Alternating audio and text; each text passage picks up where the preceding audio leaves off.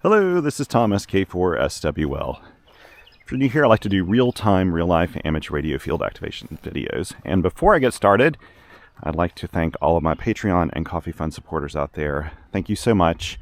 As you know, I don't monetize my YouTube channel with commercials and things like that on YouTube. So I really appreciate the support if you're able to do it. It really does kind of make all this possible. If you don't have the money, don't ever feel obligated to support me. If you're trying to save up for your first transceiver or you're on a fixed income or something like that, don't worry about it. I'll survive just fine. But I really do appreciate all the people who do have the means and care to support me. It really means a lot to me, so thank you. So I'm here at Zebulon Vance birthplace. This has become my favorite go-to spot for doing POTA because it's such a pleasant area, and I know the staff here so well. I just call now, and they know me so well that they immediately know what I'm talking about when I call, because I call each time in case this shelter is taken, because this is really the only viable spot to play radio here. I'm not going to go set up anywhere around all of these old historic buildings or anything like that, the structures, because they actually bring tour groups through here. And in fact, this morning when I called, she said, we do have a tour group coming in. They're not using the picnic shelter, but it'll be a group of probably up to 40 school kids around noon, so at 12 o'clock. Right now it's about 10 o'clock Eastern in the morning. So we've got plenty of time to fit in an activation before that, because I don't want to interfere in case the kids do want to come over here, to have snacks or something. And I don't want to have any antenna wires in the way or anything like that either. So I do think I'm going to string up a wire antenna today, probably using this tree right here, and just kind of keep everything in this area so that it's not really in the way or anything. If I set it up over there, which wouldn't be a bad idea, if a group of kids do come early, I will be a little concerned about them running into the wire or something. So I think I'm just going to use these trees here, even though they're not quite as optimal. I think it'll work fine. And I'm really excited today because I am taking a radio to the field that I've never taken on a POTA activation before. That is the Index Labs QRP Plus. Now, probably by the time this video is published, I will have already posted something about this radio and why I love it, why I bought it, and all that good stuff. But let's just say it hasn't been out with me yet, and I just received it earlier this week. Today's Thursday. I got it on Tuesday, so it's still very new to me in that regard. I'll tell you a little bit more about it here in a second. I want to go ahead and deploy my antenna, though. I've got a 40 meter infed half wave, so that should give me 40 meters, 20, 15, and 10. And unfortunately, I only have this really long RG174 cable. It's like, I think 35 feet long or something like that. I don't really need that much, but I forgot to pack, this radio does not have its own field kit, so I just kind of brought like my extra field kit stuff, and I remembered that I had taken out my BNC to BNC 15-foot cable assembly. So I've only got this one, which is fine. This will work just fine. It should not be an issue at all. We'll use this guy and put the QRP Plus on the air, and looking forward to that. So I've got to figure out. I was just thinking just now, like how I want to do this, because I think I will use this RF choke this time. And this happens to have a PL259 on one end, but on the back of the QRP Labs QRP Plus, they have a PL or an SO239. So that's what radios used to have. So I think I'm just not going to use the inline choke this time. I don't think I really need it, to be honest, but I brought it along. So I don't think I can do that because I've only got B and C's on this, unless I'm not thinking this through clearly, because I do have this one PL259 to contend with, and I don't have a wire antenna with me that has a PL259. They're all B and C's. That's one of the things about some of the older radios like this, is they have PL259s. Also 100 watt radios have two PL259s on them. So anyway, it doesn't matter. We're gonna jump on the air and see what we can do here. First of all, I want to go ahead and deploy the antenna. And I'll bring the camera out here real quick. See what we can do. This, again, it's not the most ideal situation for a 40 meter infed halfway. These trees aren't quite as tall as I'd like, but I feel like, because I've done it before, I can probably make this work. If I can get a really good angle of deployment here. So we'll go see kind of dodgy arborist throw line work I can do. Okay, let's get this set up.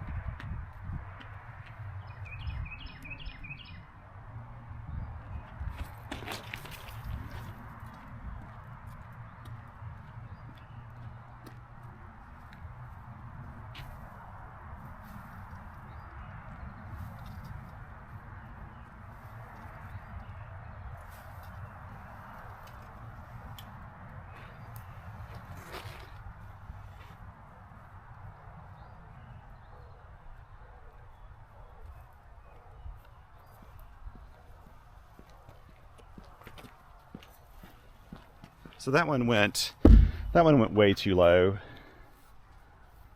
That one went way too low. Now, one thing you'll notice about these trees, I always use this yellow line, this thicker, slicker arborist throw line on trees like this, like hemlocks and things like that, that kind of have grabby bark on them. If I were using my 2mm arborist throw line and a really lightweight, this is a 12-ounce weight, which is about as heavy as I ever use. And if I'd have been using an 8-ounce weight with that really thin line, I can tell you now, at that height in those trees, it probably would have been difficult for me to get that line to come through. But I knew with this, it wouldn't be a problem at all. It just won't tangle in this because it's enough weight that it pulls it forward. So that's the reason why you should always carry like a heavier weight if you're going into trees like this, where it's not just like a branch on its own, because the last thing you want to do is get something stuck in a tree.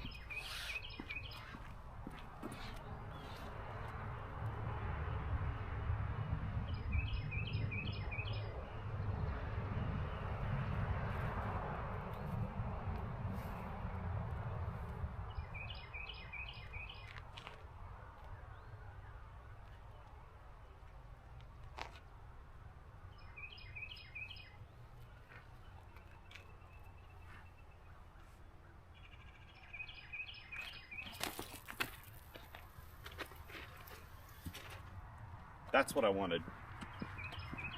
That is what I wanted.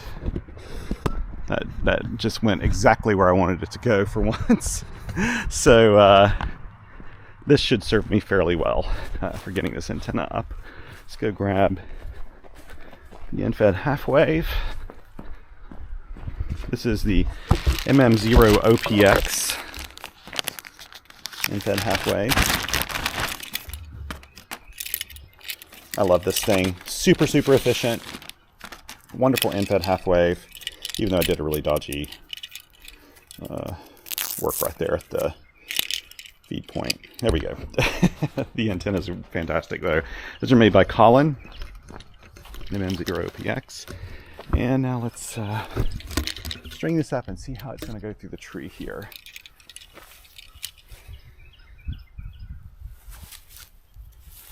What I'll do is take this off, and I'm going to throw my weight over closer to where I think the line's going to come down. And now I'll just run a knot on this. I always tend to use these little loop knots with my antennas.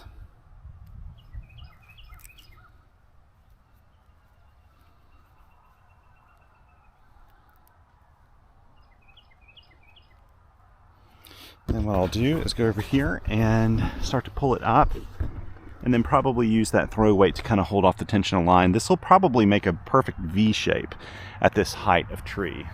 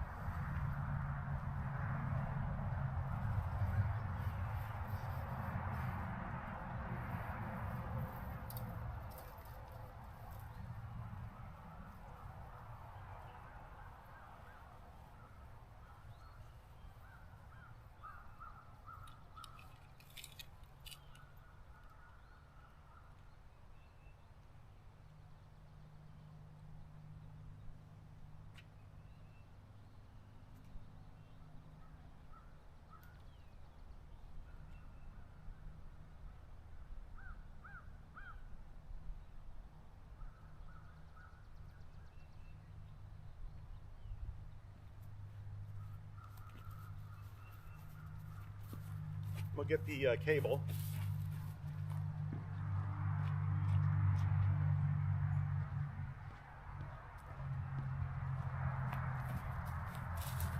Now we'll get this, really this extra long, unnecessarily long cable for this, but that's okay. It'll just be more counterpoise for the antenna.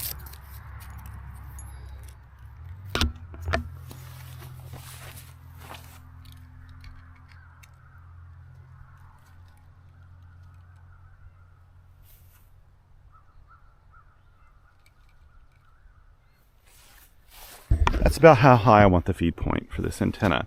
Now this is going almost straight up and then coming over here next to the car, and that's the end of the antenna right there. That's the reason why when you have a shorter tree like this, 40-meter end-fed half-wave kind of needs the entire tree to do this you know, shape. And you can see this is working, serving as just a weight on the other end to kind of balance the whole thing. I've left all this line out because if someone comes walking around here, it kind of gives them a hint that there's something going on. You know, this bright yellow line kind of lets them know, hey, something's in the tree or something's going on here. I want to be conspicuous with this stuff, not inconspicuous. So let's grab this. And I'm going to actually kind of use a lot of this space here because I've got a lot of antenna wire or cable assembly here to go around, and that's not really a problem. There we go, that's perfect. Okay, because I don't want it coiled up either. And here on the back of the radio, I'm going to take this BNC adapter off because I don't need that. This is a PL259. I'll check one more thing here with my antenna cable. This is a kind of like a screw-on type connector. This can be unscrewed, and sometimes it can be a little bit loose, and that causes high SWR, of course. So I'm going to double check here and just make sure I've got a really nice fit on this guy. Yeah, that's in there really nice and tight. So that should work just fine.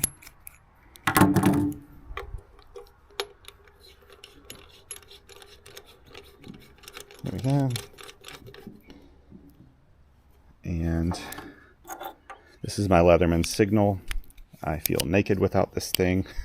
So take it with me everywhere. Be a little careful here. And let me just undo this. Not that this is going to make any difference. I just like to have the cable laid out nice and straight. There we go. That's really good. So this will be easy for me to kind of watch from my operating position to make sure nobody's stepping on something. But I don't expect anyone to come in here during this time, so should be all right.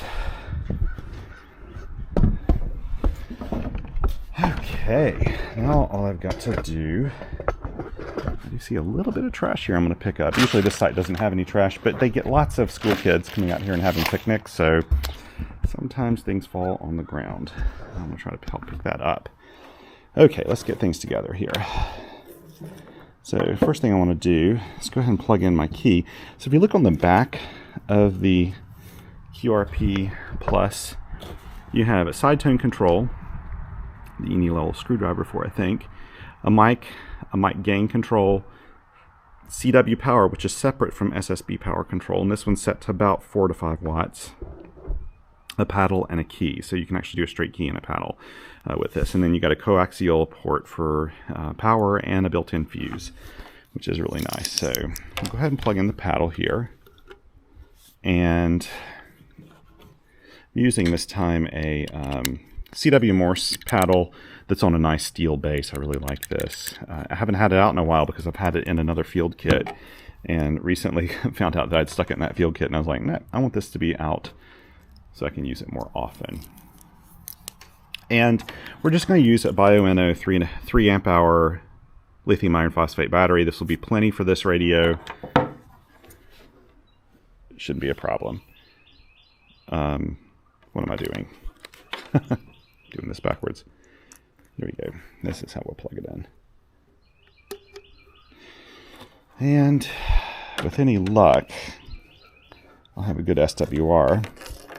If that connector, if I've got it in all the way, I'll have a good SWR here. So the QRP Plus. Now I won't go into a lot of this now because, like I said, I've probably already posted a video about this, or not a video, but I probably already posted an article on QRP.com about this radio, but I have a real affinity for the QRP Plus. And the short version of the story, let me just write this in.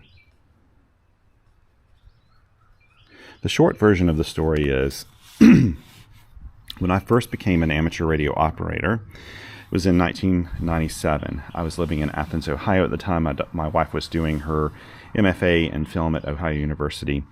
And I ran into Mike, K8RAT, while working at a Radio Shack. I was working at the Radio Shack and helping him look for some components.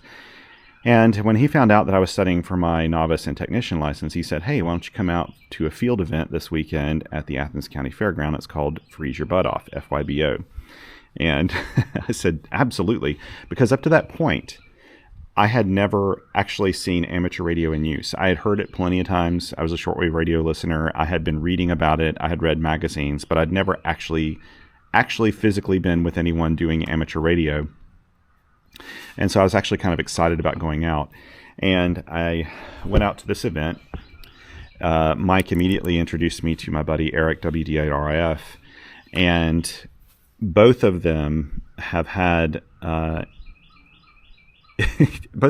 massive impact on the amateur radio operator I am today, because it was at that event that I learned about QRP and about how people actually, intentionally wanted to run low power, as a challenge and as fun.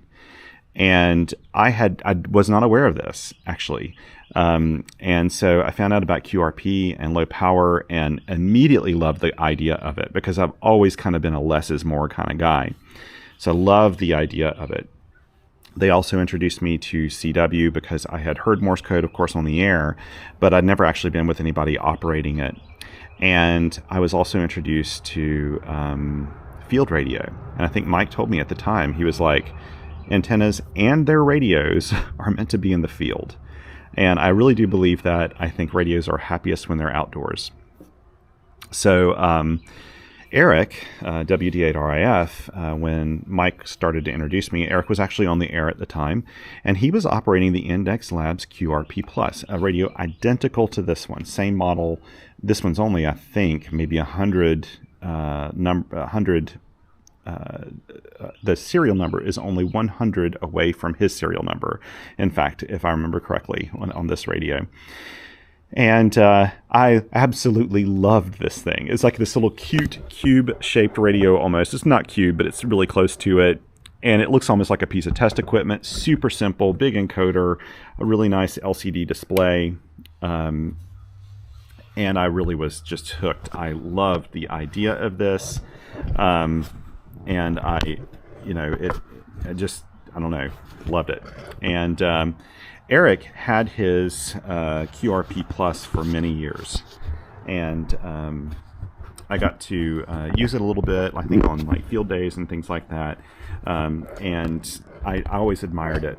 And at the time, and somebody can correct me if I'm wrong, but I really don't think there were any other general coverage 160 to 10 meter continuous excuse me, QRP HF transceivers on the market, other than the only one I can think of was the Tentec Argonaut 2, which had a much bigger form factor. It was more like a traditional legacy radio look.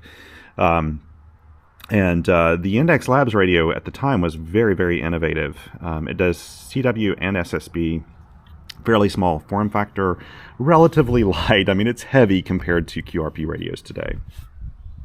This was before the FT817 became a thing.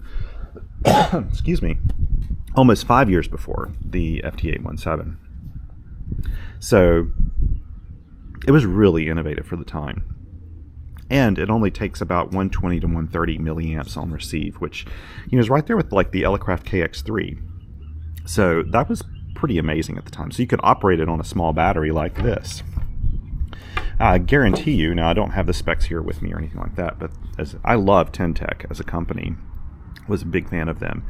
But their radios, they hardly had any radios that used less than a half an amp or 3/4 of an amp on receive. I'm sure the Argonaut 2 used quite a bit on receive. So this was much more efficient. You could run it on like a 4 amp hour gel cell battery. And I think that's what Eric did. Anyway, in around 2008 or 2009, I came upon a deal, I think locally in Ham Classifieds, for a QRP Plus. And, no, excuse me, it was a QRP Plus Plus. So originally 1995, this radio came out as the QRP Plus, and then like a year or two later, Index Labs actually kind of upgraded it, and they made some modifications to make it a better radio, and users called it the QRP Plus Plus model, and that's the model that I bought in 2008 used.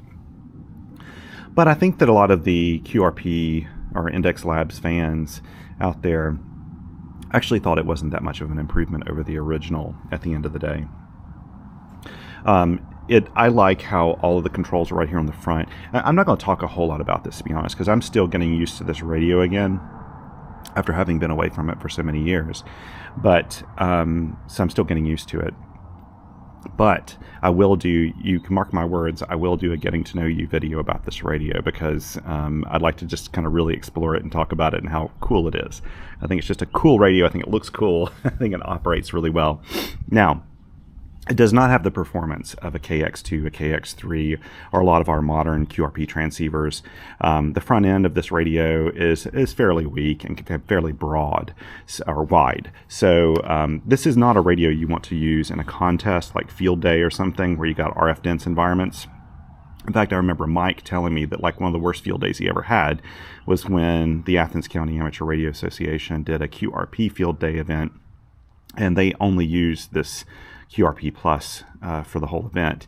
And Mike said by the end of it, his ears were ringing from the audio because it really just can't handle that kind. It just overloads in those RF dense environments. But for field stuff like this, even for handling pileups and things, I think it's going to be perfectly fine. I really don't think it'll be an issue at all. The audio is actually quite good. The sensitivity is excellent. The noise floor is really good on this radio. Lots of good characteristics, but it does kind of overload easily. Also, and this is a really important point I'm going to mention here, even though I'll probably mention this for sure in my Getting to Know You video. If you're tempted to buy one of these on the used market, so I came across this one because I happened to check QTH.com last week, and I saw this listed for sale. It was under $300. I reached out to, I just immediately said, I want to get this and just play with it, and then I'll resell it later for the same price I bought it. And I reached out to the seller. He even gave me a slightly better deal. Turns out he's a subscriber here on the YouTube channel and a reader of QRPer.com. And I knew he was a good guy when he asked me how Hazel was doing. So, my dog. And so, it was great. And cosmetically, it's in wonderful shape, and everything. But there is one issue with this radio, and it's the reason why I sold mine probably in 2010 or so. At the time, I didn't have as much funds for radio purchases. I had a young family. My daughters were really young, and I didn't have the resources to just buy a bunch of radios. So I only had like 1 or 2 radios in my possession then. And the Index Labs, I started getting nervous when I was reading in the message boards for this radio. There's a pretty active community still around this radio. And I was reading where people's were getting bricked up. Bricked up is probably not the right word. Where they were dying. The radios were dying because something would damage like one of the chips inside. These radios are filled with a fair amount of unobtainium, just obsolete parts. And so there is a huge risk when you're buying one of these radios that if you fry a chip or something like that can't be easily replaced, these aren't the most fun radios to work on either. Maybe someday I'll open it up and show you what it looks like inside, but they're not the most fun to work on. you could just end up with a really heavy paperweight. So I'm willing to take that risk. And once I got this radio in the shack just this week, I thought, I'm never going to sell this radio. I'm going to keep it. I'll keep it until it dies. And if it dies on me and I can't fix it, then maybe I'll sell it as a parts radio to somebody else. Because really, parts radios are the only way you can swap out and make a functional QRP Plus if you somehow harmed yours. So let's turn this up. Let's see what kind of... I guess the power output is good here. Yeah. Power output's good. Sorry, I'm just checking that. I shouldn't just be assuming that. Here we go. Did I bring an SWR meter with me? I don't think I did. No. I didn't even bring my tiny SWR meter in, I think. Can't believe that. Actually, even if I did, I probably couldn't use it because this has a SO239 on the back of it, so I wouldn't really have a way to interconnect it. But I'm just going to assume this is all working really well. I'm not too worried about it. And I'm putting out about 5 watts, like I said. Now, I need to go ahead and, let's see here. I need to get hammers running. And as of today, this is the second day that we have had... oh, wait a minute. I need to double check. What is my park number here? It's probably in this. If it's not in this, I can look it up. I have a hard time remembering park numbers because they all kind of start to blend in my head. Some of my favorite parks, they all start to just blend together. And so, let's see. Maybe I don't have it in here. I don't think I have it in this particular one. No. So... let's look it up here real quick. I need to pull up the POTA page anyway, just to, there we go. So I'll pull this up, and then I'm going to do a search for Zebulon Vance. 6856, of course. Okay, 6856. Except it's not actually K anymore. It's US. There, I was just talking about that, and I still turned around and did it. Old habits die hard. So we are no longer in the K world here in the US. We're in the US world. So it's US 6856. Now, let's go back to hammers. And let's make my file number, the file the way I normally do it. K4SWL at US dash, it's going to be hard for me to remember, 6856 dash 20240321. Is this the first day of spring? Or is tomorrow? Feels like spring. In fact, I think it's my allergies that are kind of getting me right now and choking me up here. CW, maybe we'll start on 40 meters. And I'm going to put K 6856 just to get it to populate everything here in hammers, because hammers hasn't adjusted yet, I think, to the new prefixes. And then I'll go back and replace it with US, and it'll log it all correctly. It won't be a problem. Now I'll put QRP plus up here just to save that 40 meter band. So now, to move to the 40 meter band, you actually press the memory button and you change this. And let's see if I've got the bandwidth set for CW. I do not, so I'm going to switch it to this because I haven't set up all the memories for this. There we go. Now we're on CW.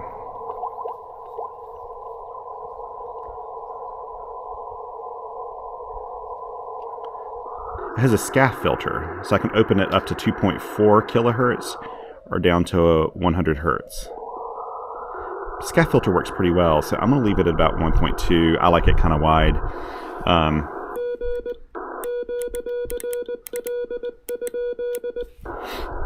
There's no message memories or anything like this on this radio. It is, what you see is what you get, which I actually kind of like. Okay, so 1400. I can't leave that alone. QRP plus and fed half wave. so I can remember. And then the date is 21 March 2024. 40 meters CW. Here we go. Let's hope we can work some people.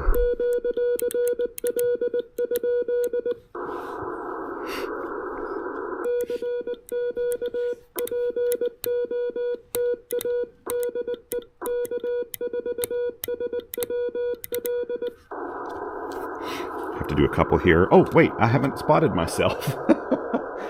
I'm getting ahead of myself here. US 6856. Add activation. US 6856. And, oh wait, I'm adding an activation. I need to spot myself. 6856, sorry. Okay, add a spot. US 6856. The frequency is 7063. Comments RCW. Done. Spot. And it looks like it did. So we're good. We're good to go. Let me get back here.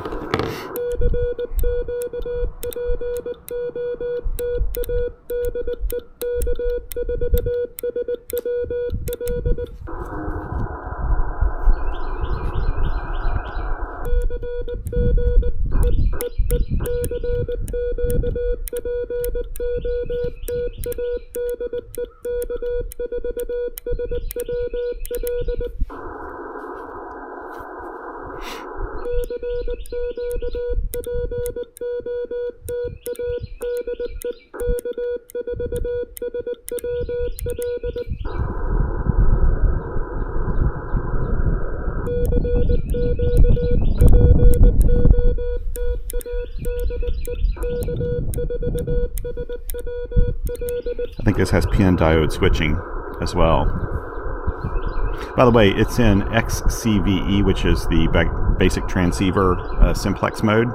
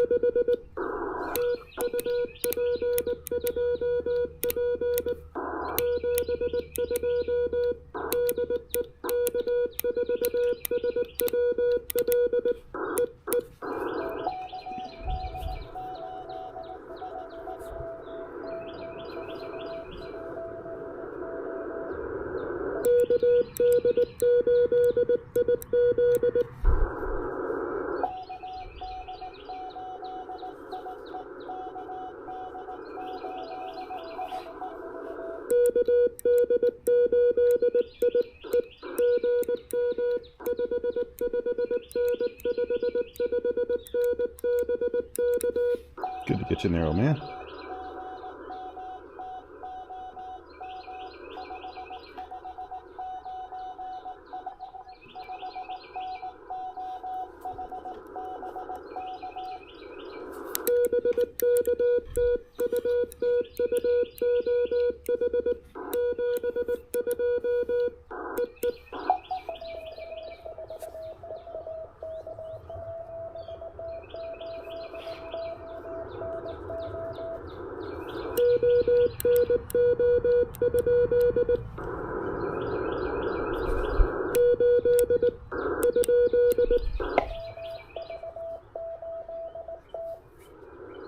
Oh, okay. How did I get that wrong?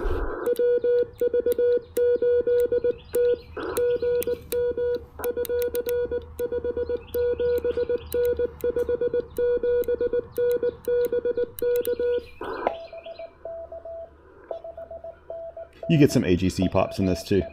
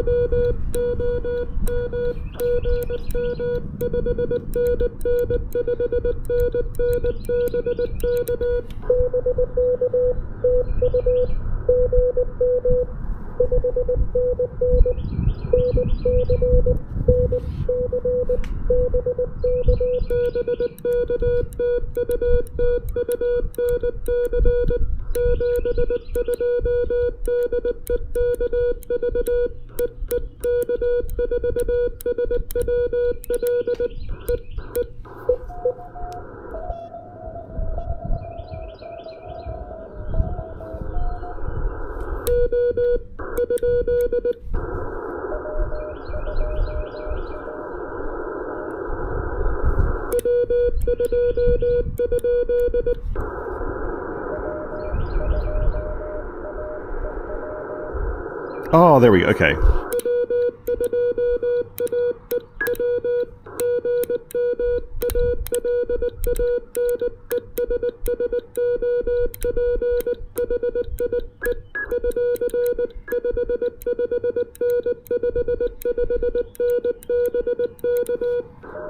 Always good to get you in there, Alan.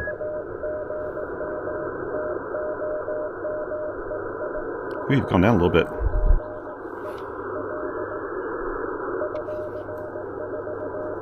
Thanks for...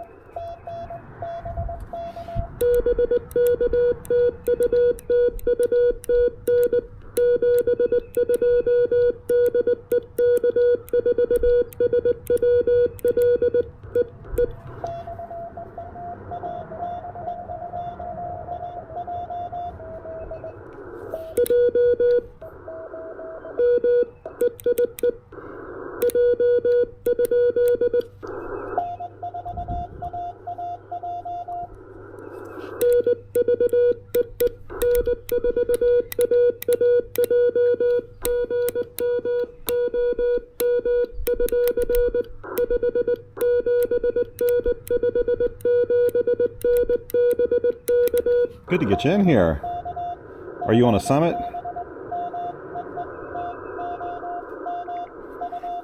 Scott is an avid soda activator.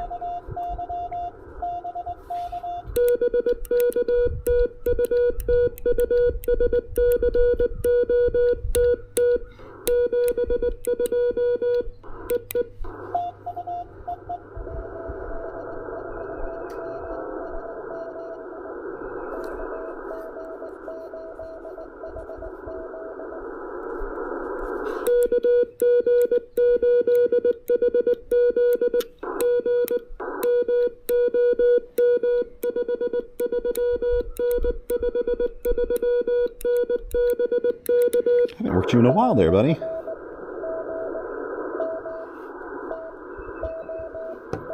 Old Jerry. It's been a while.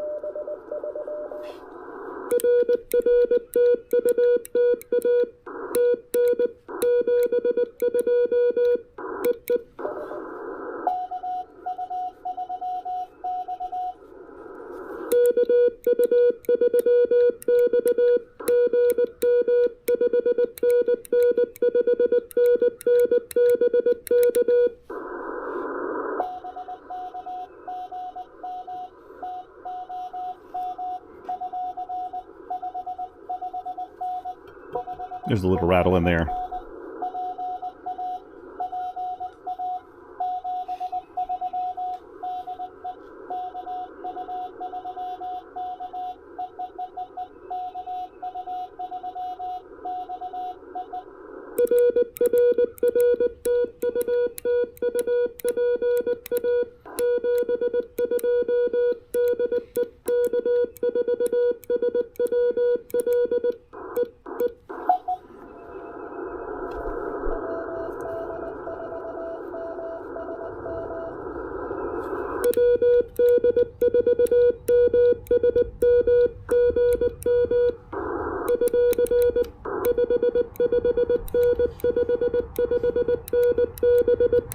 It's been a little while since I worked you too, I think.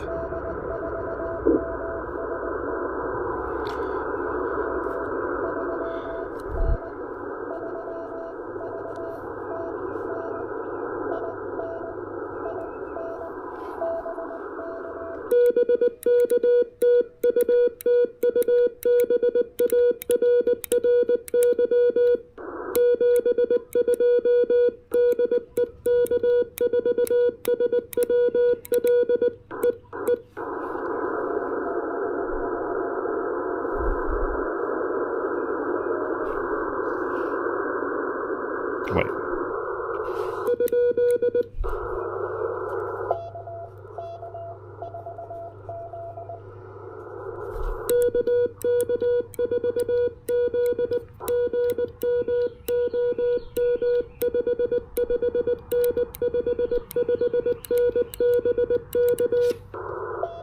You know what? You're probably more of a S9. What am I saying?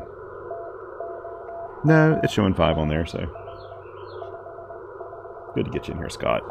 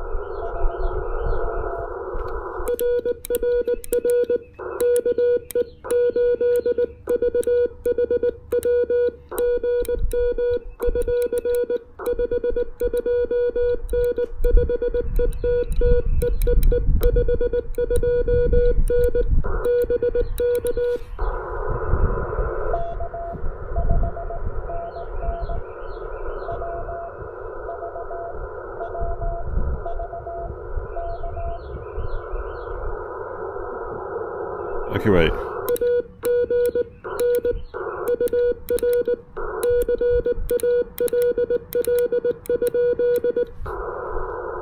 Did I have that wrong?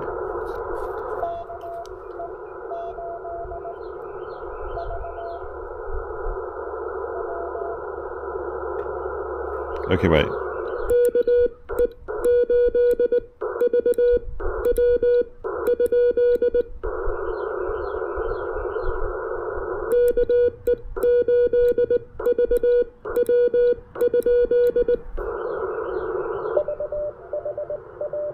That's what I had. Okay. Okay. Okay, now I'm really confused.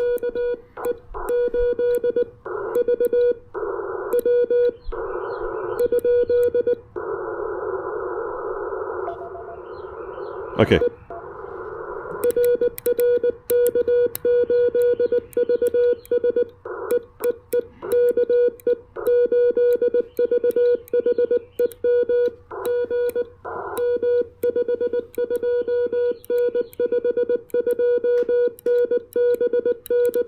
Sorry, all the confusion there.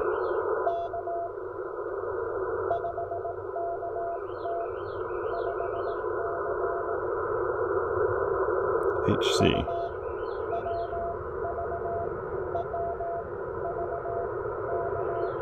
W4. I'm confused by this.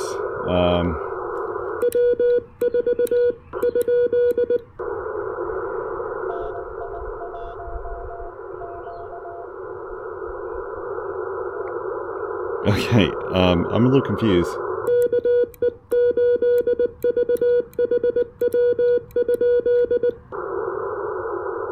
Sorry if I know I'm probably just getting confused with you.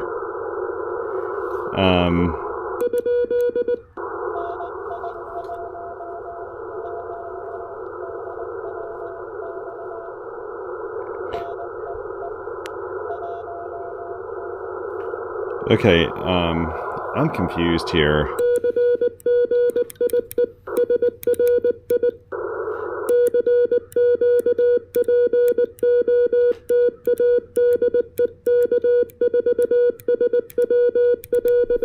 Sorry, I'm getting really...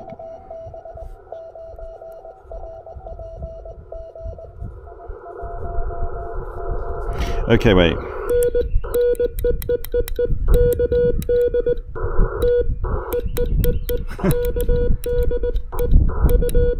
Sorry, my keying's a little off here. Okay.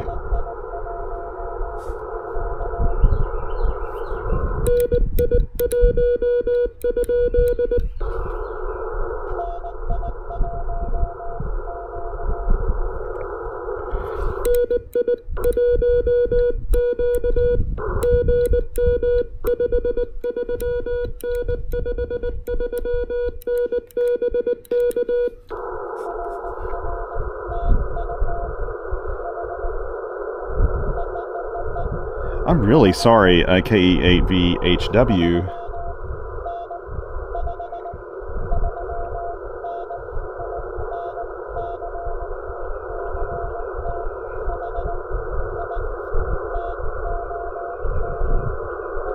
I wonder if that was John in...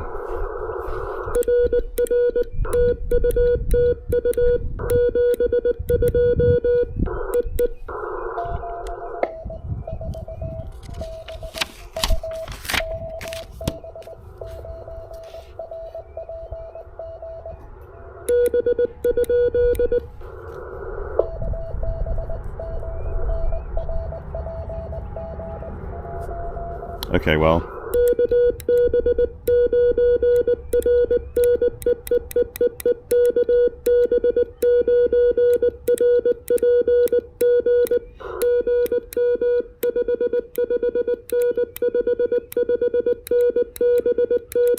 I'm sorry I didn't work you. Oh man, if I got that wrong there. I was hearing something as if I were getting your call sign wrong. It may not have been the case.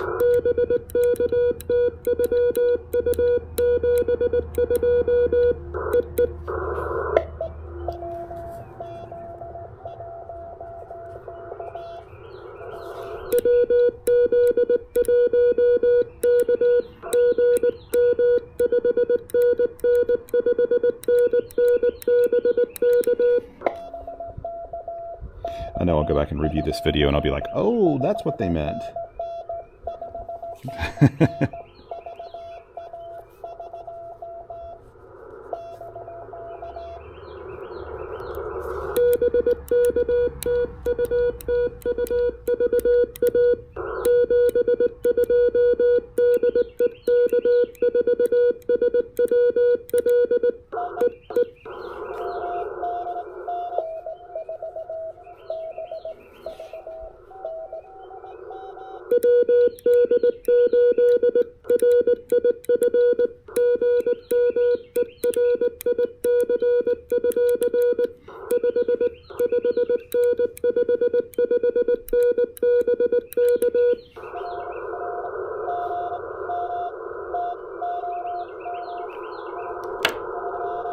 Getting you with, this is the guy that introduced me. This is Eric, who introduced me to all this.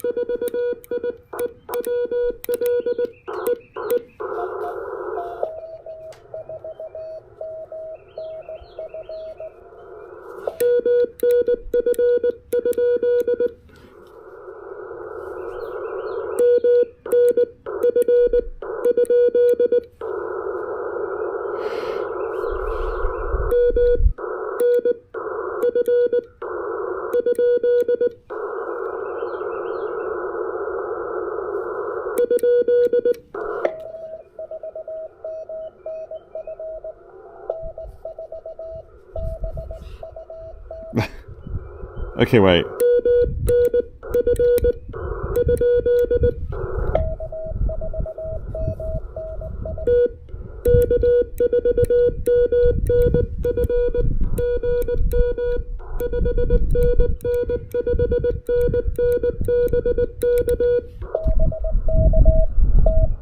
Gotcha.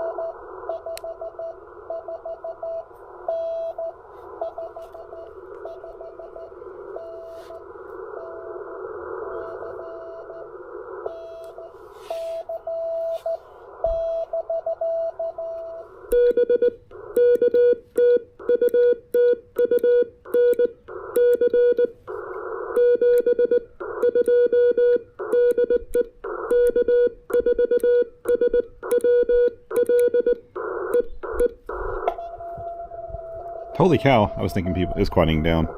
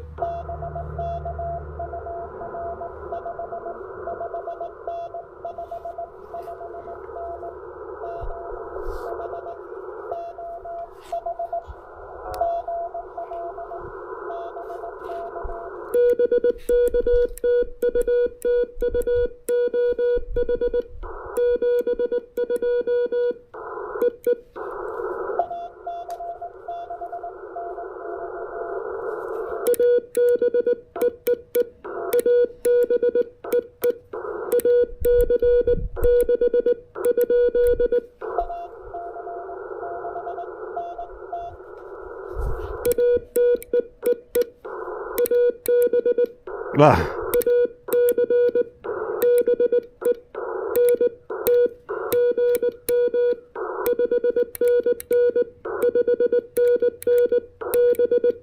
I'm getting a little keying anomaly with this. It's making it hard for me to do 6s for some reason. Or C's. When I pinch, it's not doing it quite right.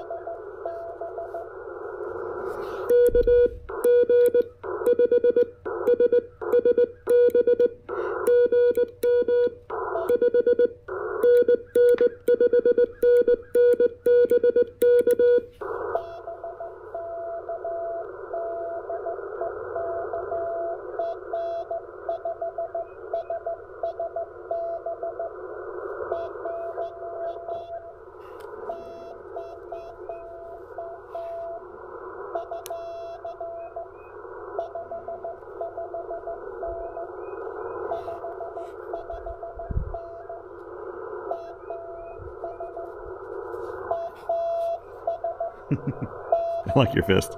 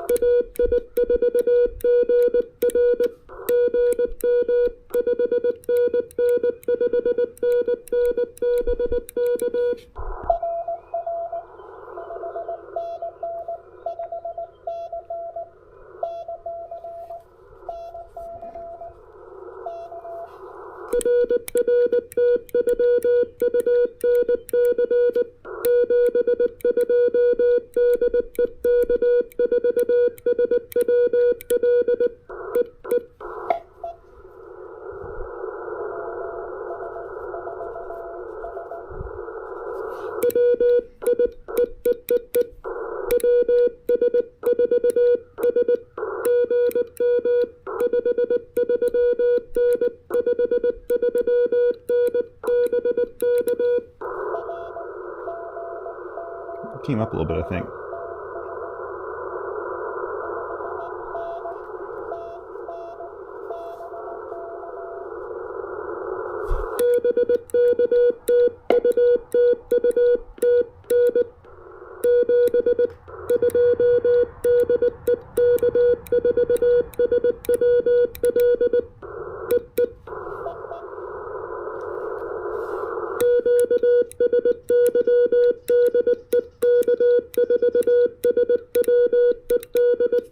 I'm going to turn this down. I don't want to work anybody else in this band. This is one of the issues sometimes. It's like a wonderful issue, but there's so many people I'm working on one band, I don't get to change bands, and I actually like to change bands sometimes. So it seemed like it was calming down there a bit, so I'm happy about that. So far I've got 33 contacts on 40 meters, which is really nice. So just a really quick break. Well, first of all, I want to take a few photos while I'm thinking about it. Here, I need to send this to my buddy Eric, WD8RF, who I worked. I don't think he knew I was taking out the Index Labs this morning, but I was just talking about him beforehand and about how Eric and Mike are the guys that really got me into amateur radio and especially into QRP. And that was just really... it was great that I was able to work Eric on this because he was the first owner of the QRP Labs, Index Labs QRP Plus. And so some things, first of all, I am really sorry. I really hate it if I didn't work you properly. KE8 VHW. I'm really sorry about that. I was misunderstanding something. I don't know if my CW skills were just kind of down there at the moment or something, but I felt like I was hearing you correct me, and someone kept saying that, yeah, there's an H in there, but I think you had answered positive when I didn't include an H in there. And so I'm not really sure if I got that, but I hate that I didn't get a contact with you. I was kind of hoping I'd hear you come back again. But when I didn't hear a response, I thought you'd maybe just given up on me, and which is understandable. I'm sorry that took so long. But it was probably me and not you there, because I wasn't getting it for some reason. A note about the keying. There's like a soft feel to the keying. I think I need to increase the speed of my key, maybe a little bit. I'll move it up to 21 words a minute. Oh, are you telling me it only goes in 5 increments of 5? What? Does it seriously do that? I can't remember. Anyway, I'll stick with 20, I guess. I need to find out. There may be a way that I can change that to like 21 words a minute or something, but there's a softness to it. So when I touch the key, it's like I'm a little ahead of what it's doing, and I'm not quite sure why. And sometimes the iambic part of it isn't working the way I want it to. Like who was it I was trying to work here? AC. For some reason, it did not want to form, was it the C or the 6? It didn't want to form it quite correctly when I'm pinching. And so I think I can get rid of that by just not pinching and using iambic and just using, one paddle or the other. That may solve that problem. Also, you'll notice a little AGC popping in here. That is one of the things about the Index Lab radios. It had, kind of an AGC that was a little overreactive. But I don't mind it. Like, it's really not that big of a deal, and I think the radio sounds great, so I'm very pleased.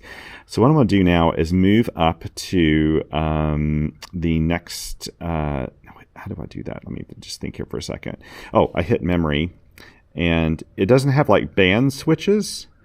It has, like, memory positions, and you go through those memory positions by pressing the memory button and changing the dial. In fact, a lot of the things on this radio are done that way, where you hold a button down and hold the encoder, or you hold two buttons down, or you hold one button and one button over here. All those things change things. One thing I have to keep checking though is the bandwidth. This one's set to CW right now, but you can change it to single sideband, and all that does is it changes where your center frequency is. It adjusts it for CW. If you have it in single sideband, then it's going to look a little off for where your CW is. And I have to change that and check it. I stored it evidently on 20 meters, but I haven't stored it on 40 and 15 and some of the other meter bands I've worked. And I kind of go to a spot looking for someone hunting them or chasing them, a SOTA activator or something, only to find out that they're not there. And then I looked, and my bandwidth was actually set to single sideband, which pushed it off like, a few hundred hertz. So that's one thing to check. Let's see if we can do a little 20 meters. I've got probably another 30 minutes or so, and I'd like to do 20. You know what? Scratch that out. Let's do 15 meters. Let's see if 15 can provide anything for us today. Maybe or maybe not. I should have full power output on 15. Yeah, I'm hearing somebody there. So let's try 15 meters. Yeah, I'm getting full power output. I'm sure this is perfectly resonant there. Let me get back to here and change this to 15 meters. This should be a lot quieter on 15 meters. I'm not expecting as many callbacks or anything like that, but I just want to give it a go. There's like a little bit of a lag or something I can't quite describe, and it may be that I need an RF choke on this and that's affecting the keying a little bit, or it could just be the nuances of this particular radio.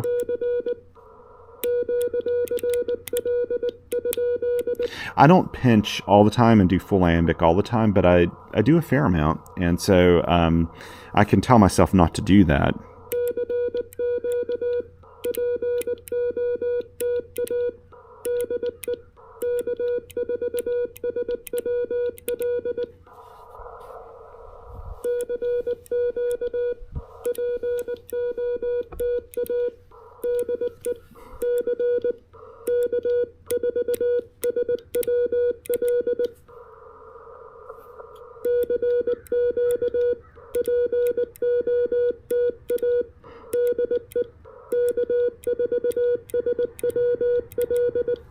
Oh, another mistake I made was I was writing this 15. It looked like an 18, and I started writing 18 for all of these others down here.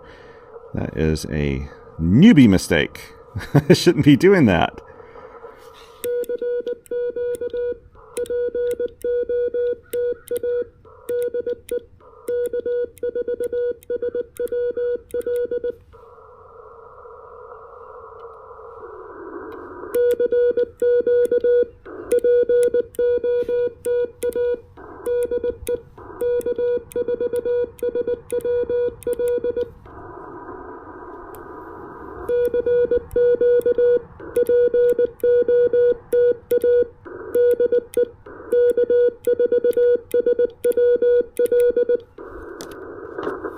Let me try something here.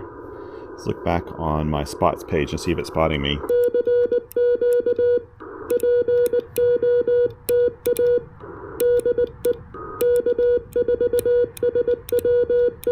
It is spotting me.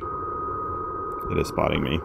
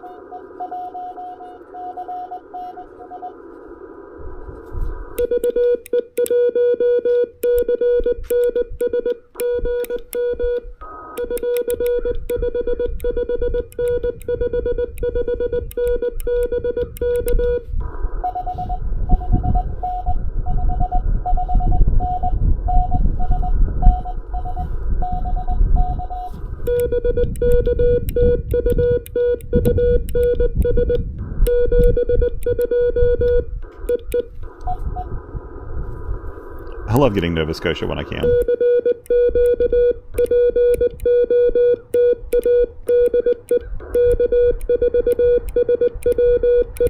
What a beautiful province.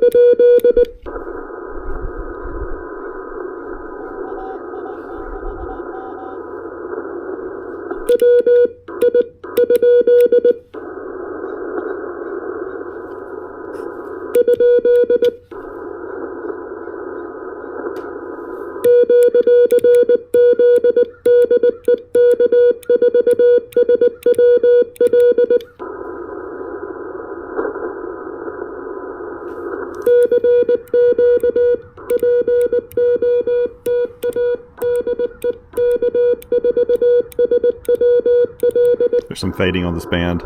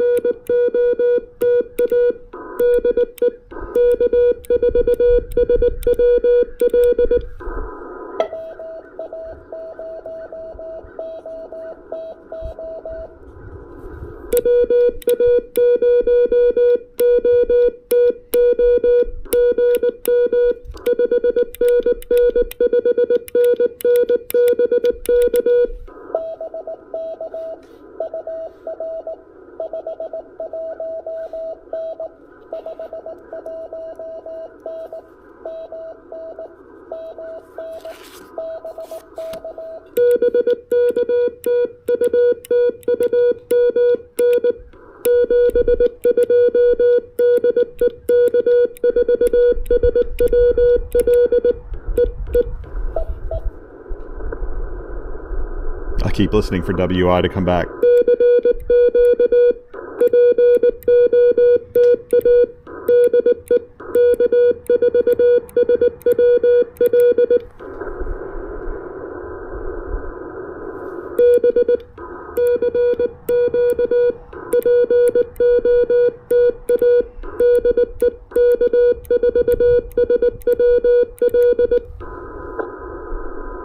I am super tempted to move up to the 10 meter band now.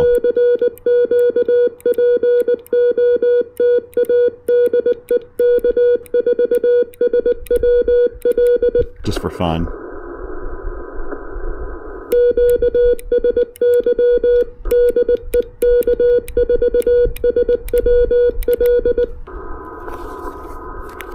I'm going to do this for fun now, so let's take a picture here so I don't forget that I was on the 15 meter band when I go to write my field report. This is fantastic. I absolutely love this radio. I know it's like not perfect or anything, but it's just wonderful. It's such a great radio. You can see me taking my photos here because my videos, you see how the sausage is made.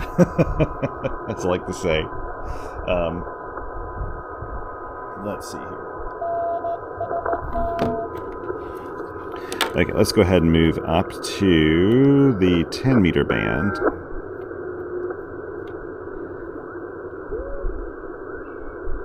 don't know if I hear any activity here or not, but let's see if... Still getting some output power. I don't know if there's a little bit of SWR on that or not. Shouldn't be. It should be fine. I'm going to tinker around here. Let's see if we can do anything. Whoops. See if we can do anything on the 10 meter band real quick.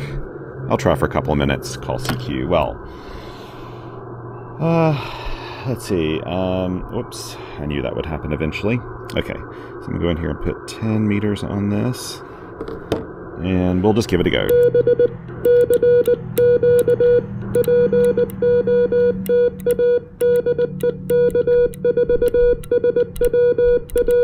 It may just be that it doesn't have as much output power on the 10 meter band.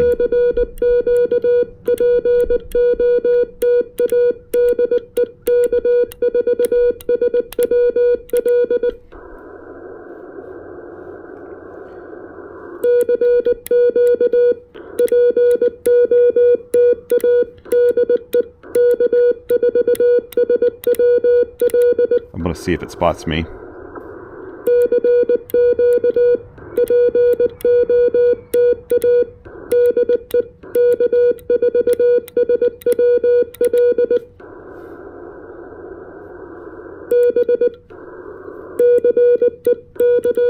You know what I'm going to do? I'm going to go ahead and spot myself just to make this go a little faster. Okay, let's see. 28052. Whoops. 052.5. 10.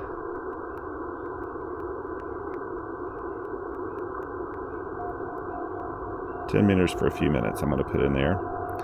See if that spots me? Yes.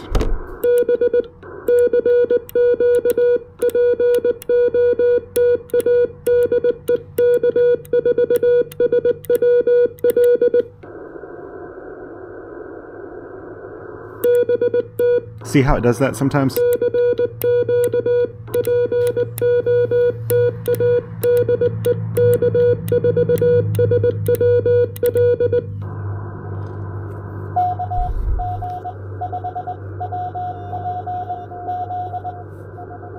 Okay, wait.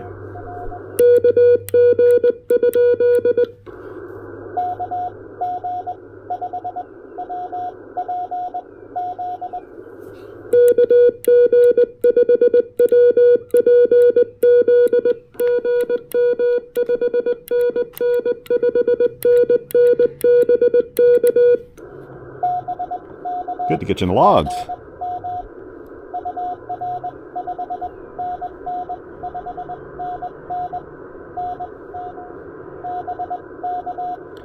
PPZ. There we go.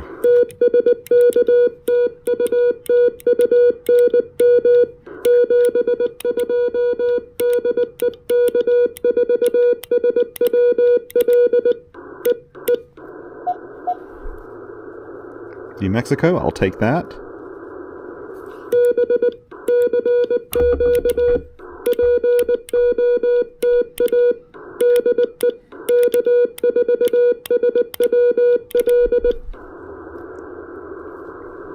I'm trying.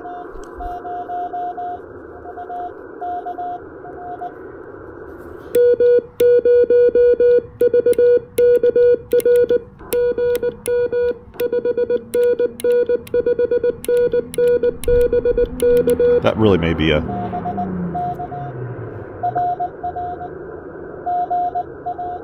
Good to get you in here. You're really about a 5.5, sorry. 5.5? I'll take that. Nice. Into the UK, nice.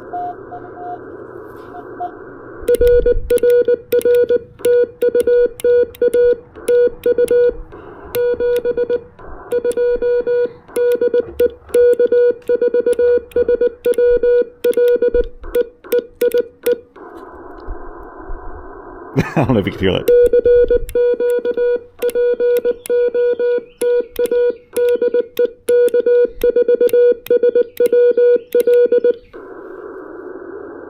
Okay, 10 meters is fine.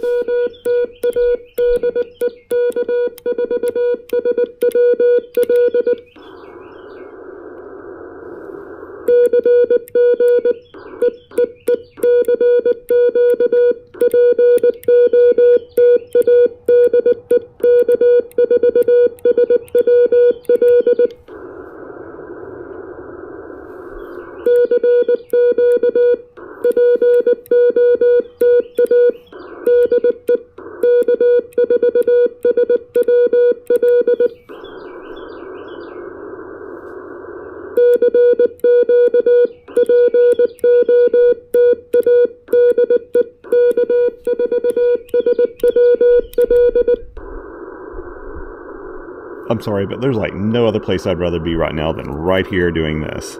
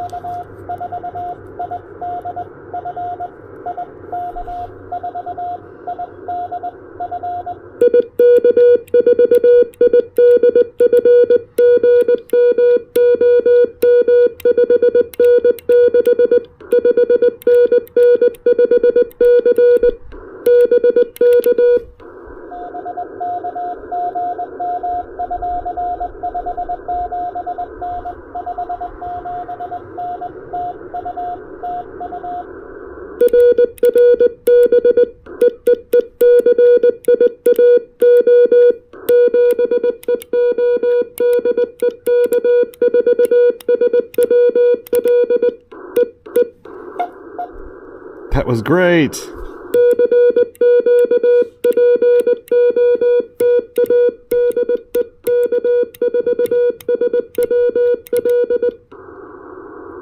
So I've been thinking about moving down to the 20 meter band where I know there's like a bunch more activity, but I'm liking this too much.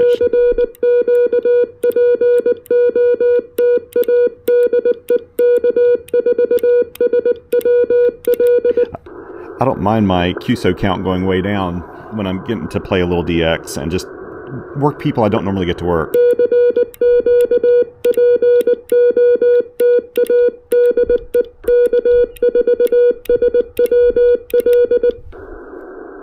On a great antenna too, because Collins antennas, the MM0 OPX antennas, those transformers are like super efficient.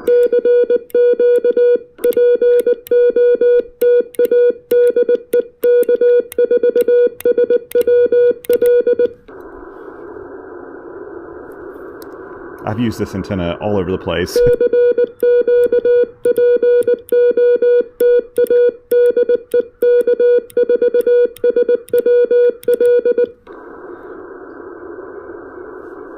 This is like fishing in a pond where or fishing in like in an ocean where there's not a lot of fish in that part of the ocean, but the fish you do get are really nice.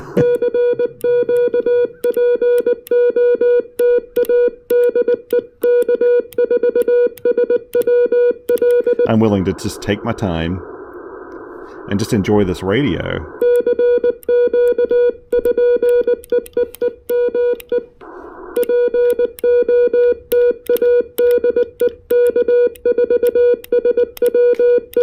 Next time I want to see if an inline choke would make a difference with this keying a bit.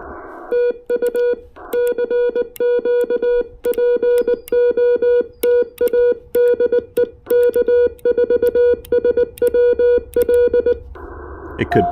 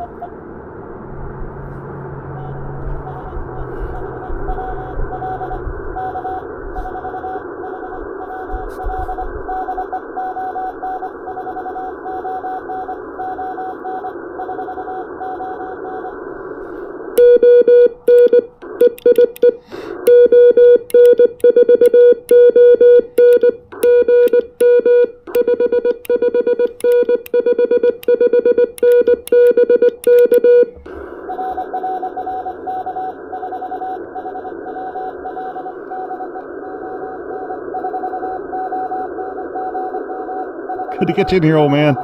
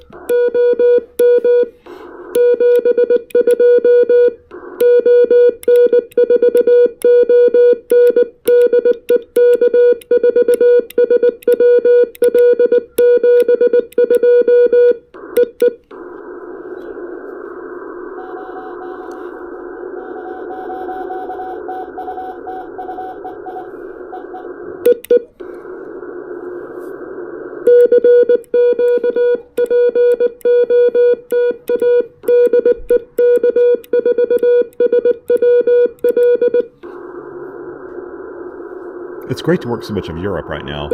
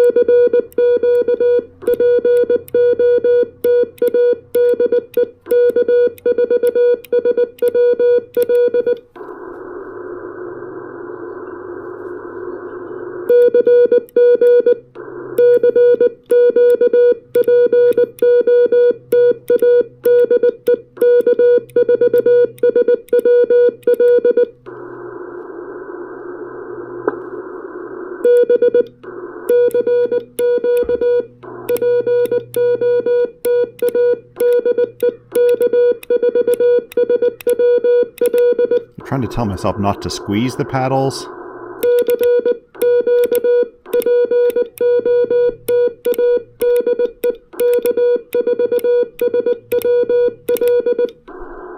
Just to get a little more accuracy out of this, because I don't know why it's doing that on occasion, but actually I could use an external keyer, which it would be a good idea because I could use memory keying, and I probably need to do that, and that may solve the whole thing, or it may just be that an RF choke will help.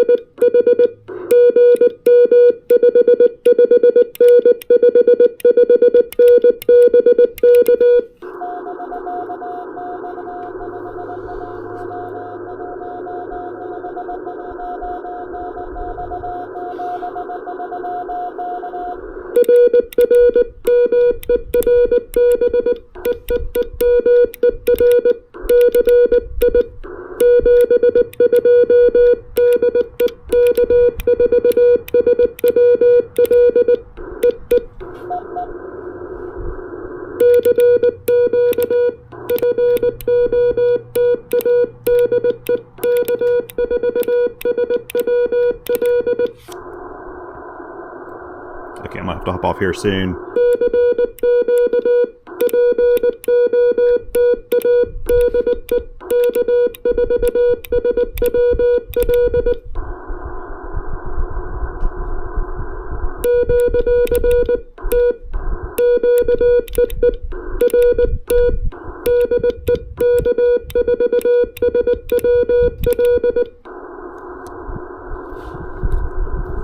There we go.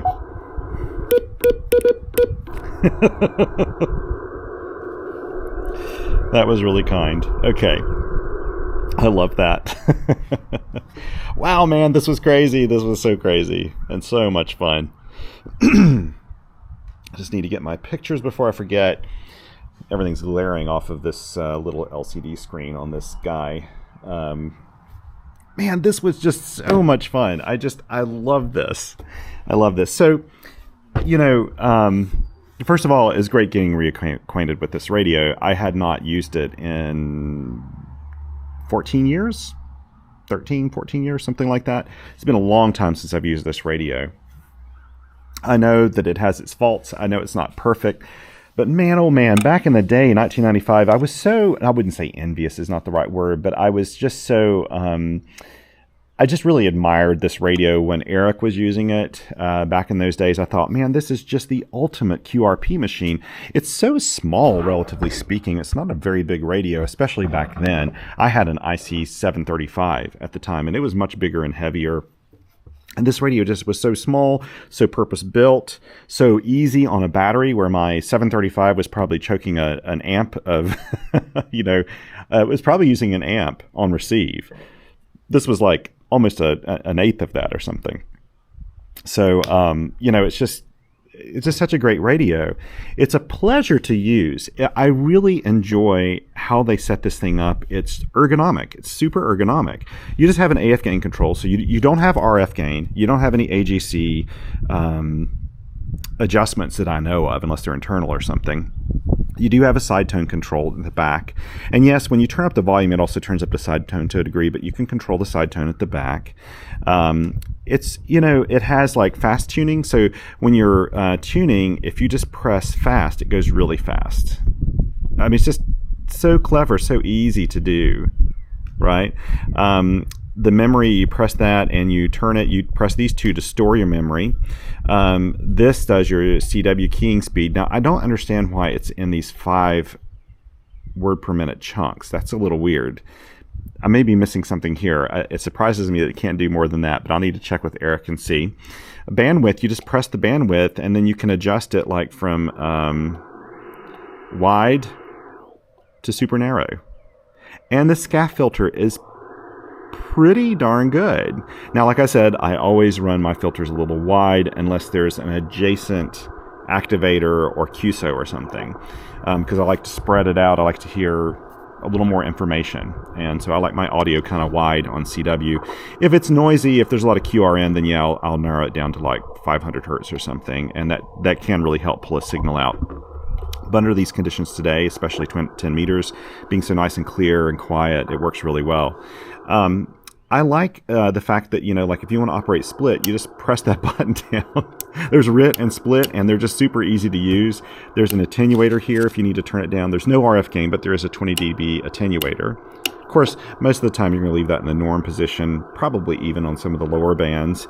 I like this little analog meter here. I like the fact it has phones on the front, and it just has one little leg that pops out and holds it up at a really nice angle. This is a very comfortable angle to operate. And I remembered early on at that 4 days in May, at that Freeze Your Butt Off event, that Eric, I think, was operating this with gloves on, because it's really not that hard. So I love this. I'm very, very pleased I got this. I'm very pleased it was such a fun, productive little activation.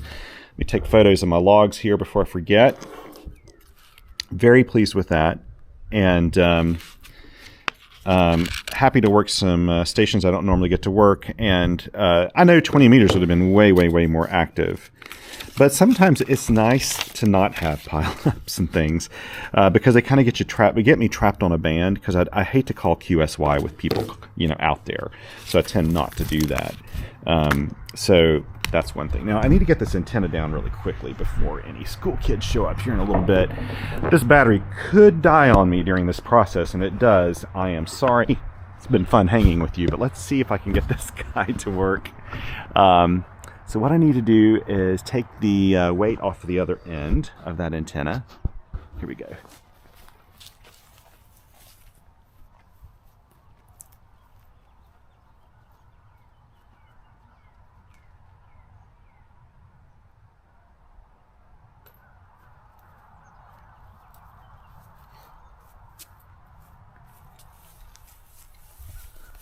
Then I just use a really simple process for winding this antenna, and that is this right here.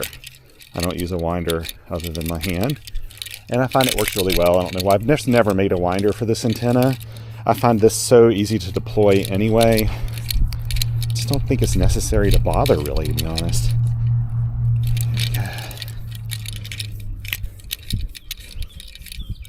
Now, I could have used my KM4 CFT linked in-fed half wave, and that would have given me 30 and 17 meters as well. And I don't know if it gave me 12 meters. But I didn't want to do that because these trees are so dense that I don't like having the clips go up through them. I feel like those clips could get caught on a branch on these types of trees. So I like using this because there's really nothing for it to catch on other than this little tiny knot right here, which is not really a problem. Never has been. I've never gotten that knot caught in a tree or anything. But in these dense trees like this, you got to be a little more careful. Because the last thing you want to do is go to a park and get an antenna or a throw line or something caught in a tree. That just would be really bad. We never want to do that. See how quickly I can pack all this up here.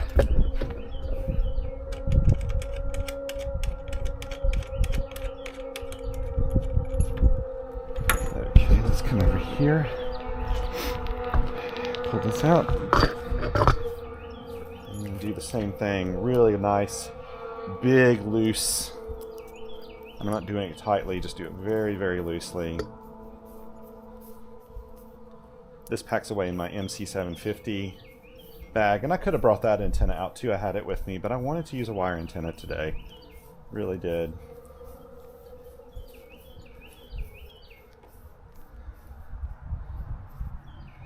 Here we go.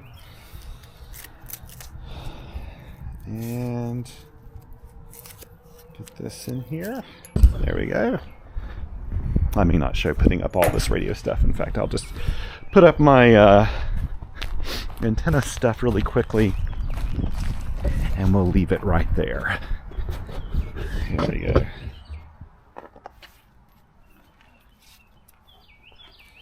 Okay, let's go down here where I can do this easily.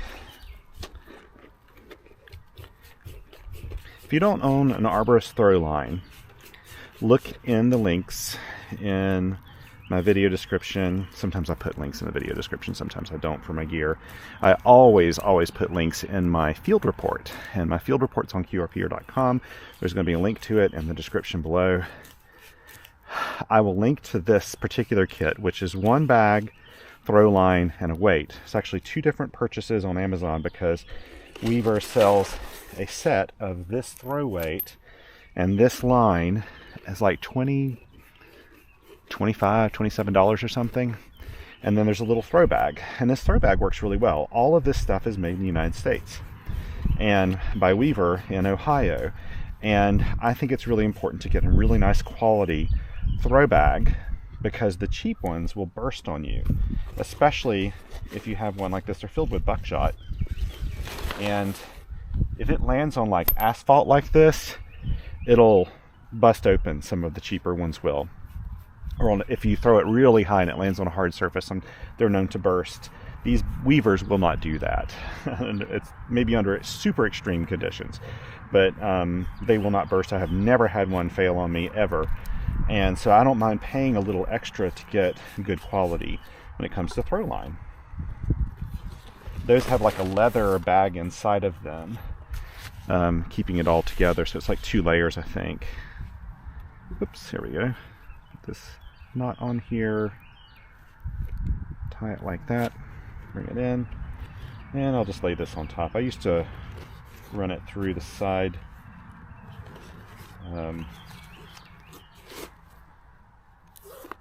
Line here, but I don't do that anymore. Here we go. Well, thank you so much for joining me today. This was a lot of fun. The weather's beautiful. The birds are singing. Spring has sprung. The grass is riz. I wonder where the birdie is. Now that's what Vince will be saying about now, the E6LK on the Ham Radio Workbench podcast. Next time I'm on there, I will say, it's springtime, and then Vince will say that, because that's what he does. That's Vince. He's my spirit animal. Thank you so much for joining me. And if I worked you today, this was what it looked like here. Absolutely beautiful at this park. And